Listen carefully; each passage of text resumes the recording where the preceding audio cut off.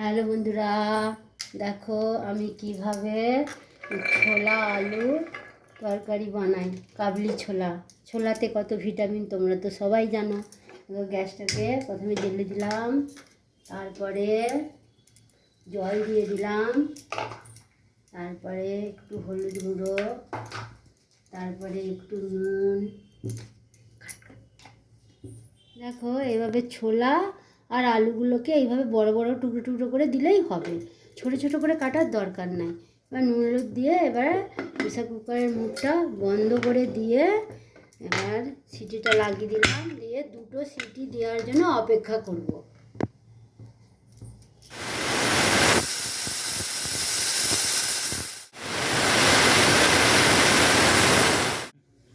দেখো বন্ধুরা, প্রেসার কুকারটা নামিয়ে দিলাম দুটো সিটি করার পর।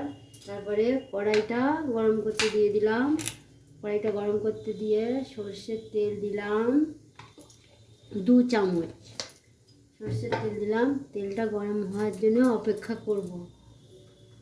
দেখো বন্ধুরা, তেলটা আমার গরম হয়ে গেছে।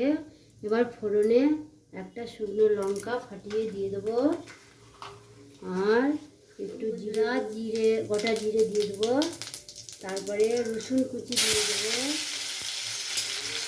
তারপরে রসুন কুচিটা একটু ভাজা ভাজা হয়ে গেলে আদা কুচি দিয়ে দেবো। আদা কুচিটা দেওয়ার পরে আর পেঁয়াজ কুচিটা দিয়ে দেবো। আদা কুচি, পেঁয়াজ কুচি, রসুন কুচি তিনটে একসাথে ভালো করে ভেজে নেব।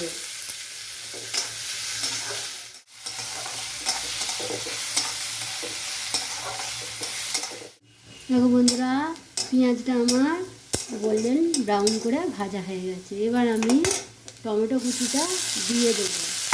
টমেটো কুচিটা দিয়ে একটু নেড়ে নেব, নেড়ে নিয়ে একটু নুন দিয়ে দেবো টমেটোটা যাতে গলে যায়। একটু নুন দিয়ে দিলাম টমেটোটা তাড়াতাড়ি গলে যাওয়ার জন্য।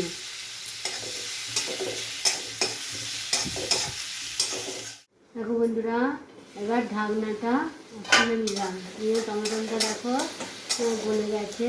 এবার 1/2 চামচ হলুদ গুঁড়ো, 1/2 চামচ ধনের গুঁড়ো, 1/2 চামচ জিরের গুঁড়ো, আর একটুখানি ছোলা ভটোরার মশলা ছোট্ট চামচের 2 চামচ দিয়ে দিলাম। দিয়ে মশলাটাকে একটু কষিয়ে নিলাম। মশলাটা কষিয়ে নিয়ে একটু কস্তুরি মেথি এরকম ঘষে দিয়ে দিলাম, দিয়ে একটু জল দিয়ে দিলাম।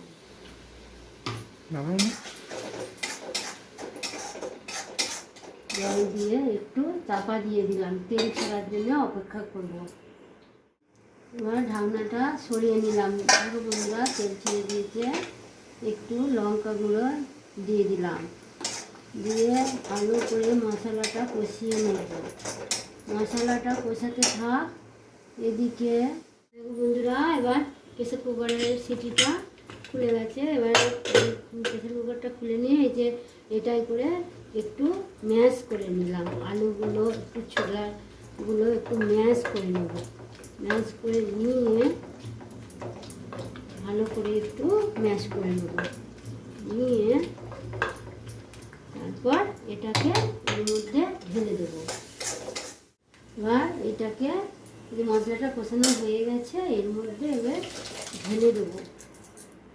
ঢেলে দিয়ে এবার নাড়িয়ে নেব। নাড়িয়ে নিয়ে এবার একটু ফুটার জন্য অপেক্ষা করব।